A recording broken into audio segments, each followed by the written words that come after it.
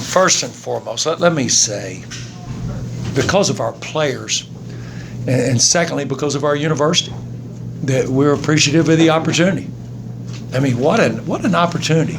Playing in the best arena in the country.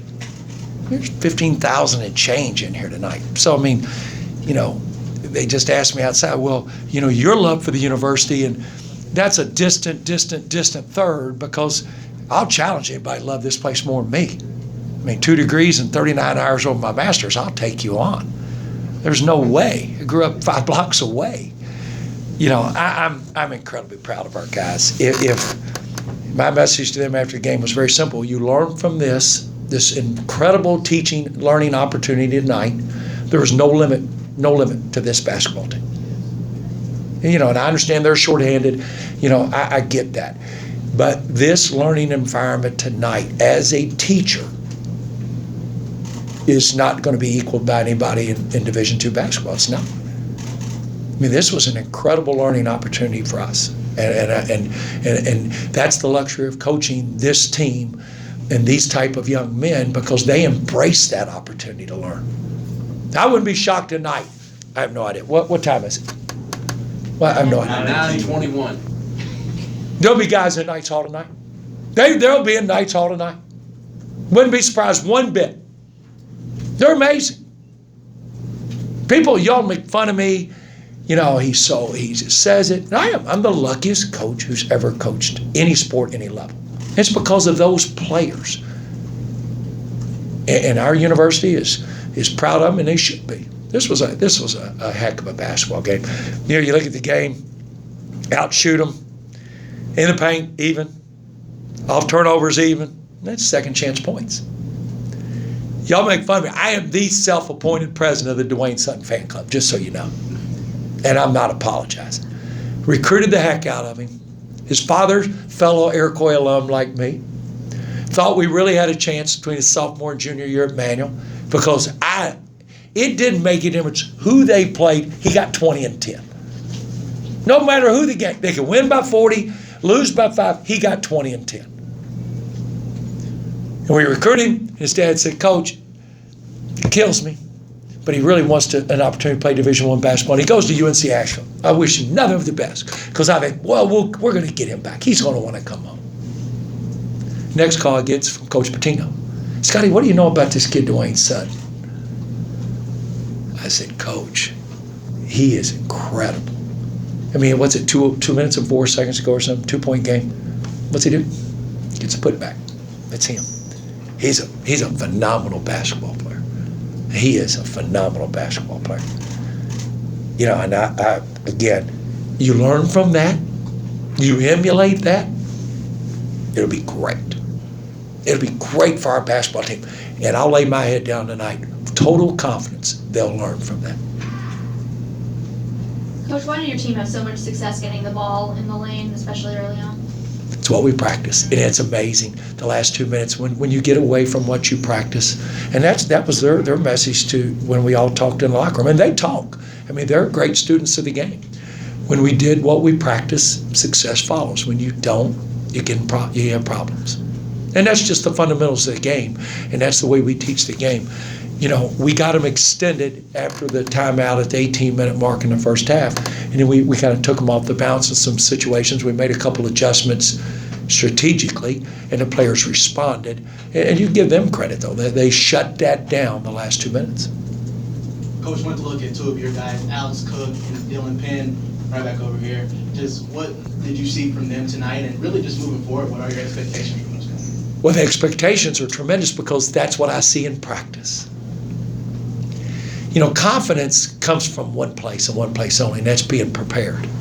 If you prepare academically for an exam, you ought to be confident walking in there for the exam. If you prepare like an exam on the basketball court like tonight, and you prepare well, you've got every right to be confident. And Alex Cook, Dylan Penn are great examples. Kobe Penny had tremendous practices the last 10 days. And you see these kids grow. Kids like Pedro Bradshaw. And I use some players less minutes, because my philosophy is just to use them in situations where it's very positive and they will continue to grow. We talked about it in the locker room. It was like that with Garrett Tipton and Alec Preem. Justin Betts, that's the most minutes he's played here as a redshirt sophomore. Chris Palambizio last year missed 2 solid months in all the preseason. We had no practice. And we just want to use them in positive situations and grow and grow and grow. You know, and we had a private scrimmage against center, and we went 60 minutes, and those guys were playing 30, 35 minutes. And we just want to continue that growing process. It's just teaching. How did you change your approach once you learned that Stephen Enoch wasn't going to play tonight? None whatsoever. We switched more than we were going to. You know, because we saw him in the red-white inter-squad game, and I said all day today, he was a professional. He was tremendous. I mean, we had game plan for him, no doubt about it. We just switched a little more than we would have. That's all. That's a good question. You know, and I went, man, he was, wow. With him, and Dwayne kind of took in there in the paint and took over that. But with Enoch, they're so tough to guard because you have to guard the basket with a true center. Go to all levels of basketball, college or pro. How many true centers? You just don't see it very much. But he shoots 1 3 a game, so he can step out. He hit 2 threes against us last year. Then you've got McMahon and Wara who can stretch you further than anybody in college basketball. Well, you've got more real estate to guard. I mean, it's just you study the game. So we knew that. Coach, over here, another college basketball coach calls you to ask you, what's your first impressions of the basketball team? What's your response? Tough. Tough. Exactly what I'm going to say. Tough.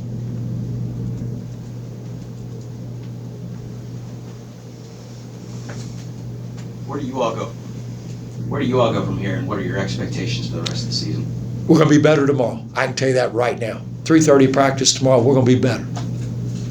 And what makes that great is it's one thing if the staff wants to go in there and get better. When you got 16 guys that are not very happy, they're going to go in there and get better. And then we're going to practice 2 o'clock Thursday, bus at 4 o'clock, stop a little more than halfway on our way to Notre Dame, 11 o'clock walk through Friday, play at 7, and we're going to come back Sunday and we're going to get better again. It's unbelievable. I mean, I'm incredibly proud of our guys. I really am. Okay, one more question. Back here, Coach. What do you think about the NCAA announcing today that they're going to let players make money? It would take me 2 solid hours to answer that. What time did y'all say it was? 9:20?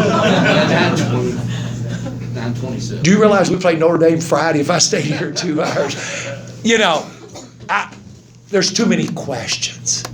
There's too many questions. And I looked at 4 bullet points when it came out. And, you know, the opportunity to play college basketball and use basketball is great. That's a great opportunity. That you can use that discipline for the next 40, 45 years of your life. What I'm scared of, just one answer, I think we're talking about a very minuscule number. In the big picture,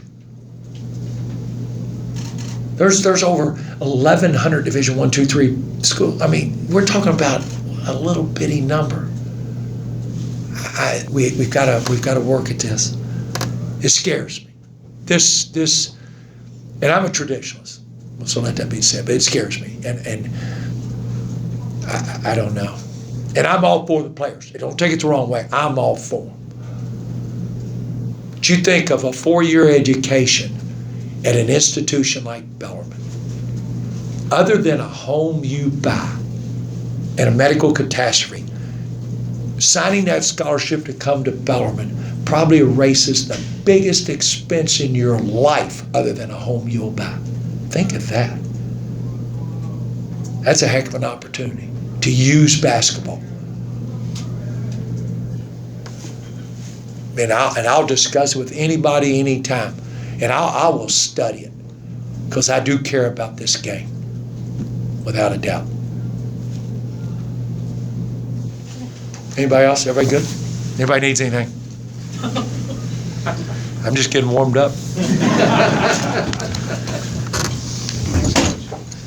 Mark, you didn't mean it. I did mean it. No. Mark said good luck to me, Walker.